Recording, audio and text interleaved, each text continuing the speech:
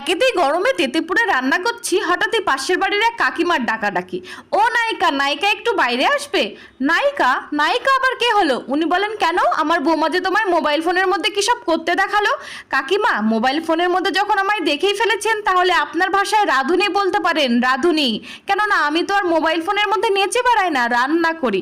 সে তো বুঝলাম রান্না করো, ভালো পারো শুনেছি, সে তো আমরাও পারি। তো রান্নার সাথে অত পাকা পাকা কথা কিসের?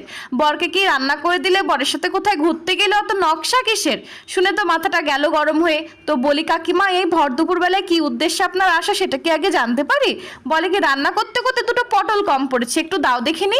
পটল তো নেই, তবে আমার মতো নকশা পটল আছে, নেবেন? নকশা পটল? সে আবার কি, দেখাও দেখিনি। তাড়াহুড়ো করে গরম কড়াই থেকে দুটো নকশা পটল এনে দিয়েছি ওনার হাতে ধরে। উফ করতেই, কি কাকিমা, ছ্যাঁকা লাগলো নাকি?